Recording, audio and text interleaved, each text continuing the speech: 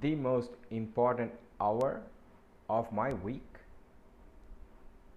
is it's going to happen in a few hours from now is planning my menu for the rest of the week. I'm not someone with infinite discipline or willpower, or you'd be hard pressed to find anybody with a bigger sweet tooth than me. The good thing, I'm fine eating the same thing for an extended period of time.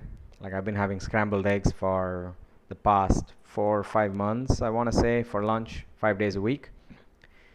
But sooner or later, I'll get tired of eggs and I'll go a month without eggs.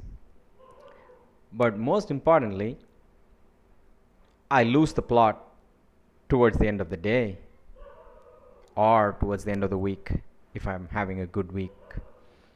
Why? Well, it's just fatigue, it's cumulative stress, but it's mostly decision fatigue. You say no to so many things, or you take so many decisions that when it comes to one more decision, and then at the same time your cravings peak in, it's just sometimes so hard.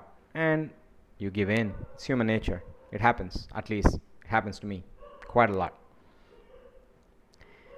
Now, I kind of sort of knew the right answer.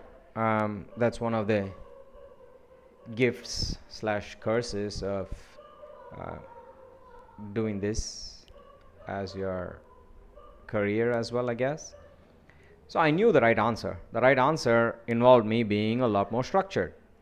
But knowing the right answer and doing the right answer, oh, yeah, I struggle with it just like some of you do.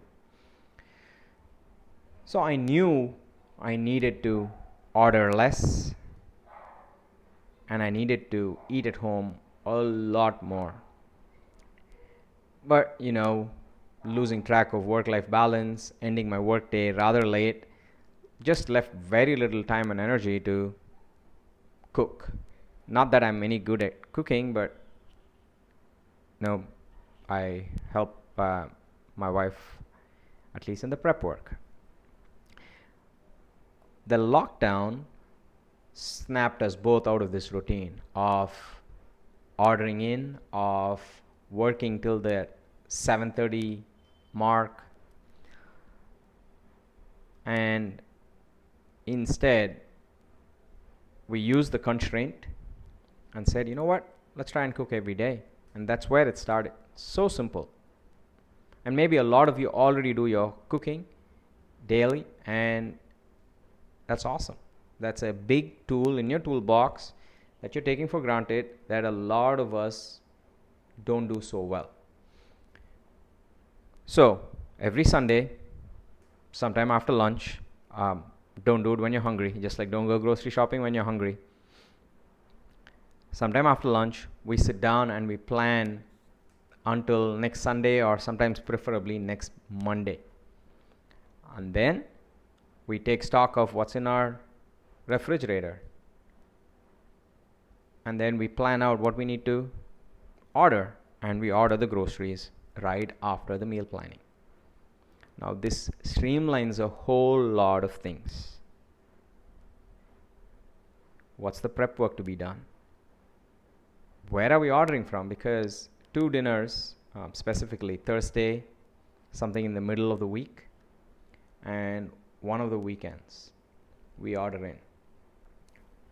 Where are we ordering from also preferably goes in on the whiteboard. So we write all of this on the whiteboard.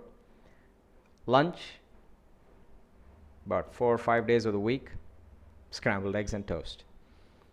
The other 2 days, it's tossed mixed green salad with whatever vegetables I can get my hands on.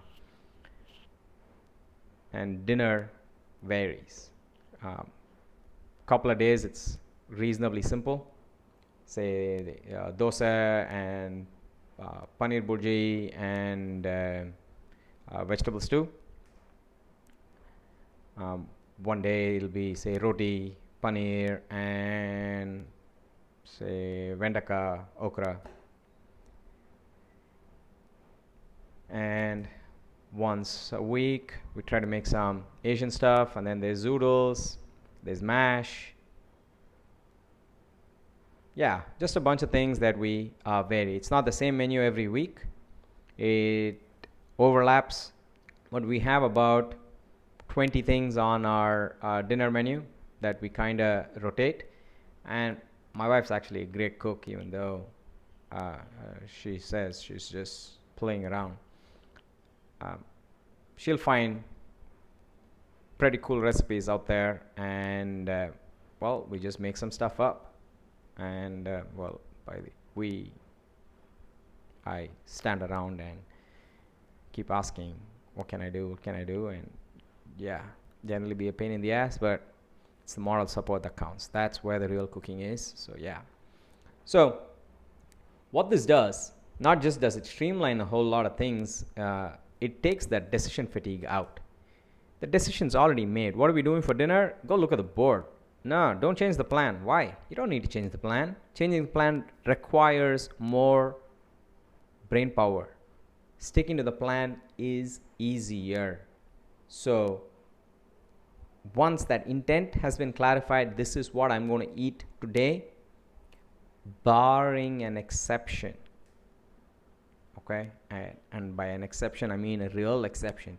There's a fire at work or at home, and you don't have time to cook. And these don't happen. These happen, say, once a month.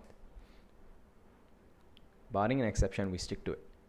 So how healthy I eat over a week, how stress-free, and more importantly, annoyance-free that process is, hinges on this hour. We get this hour right, a lot of things go real well over the week.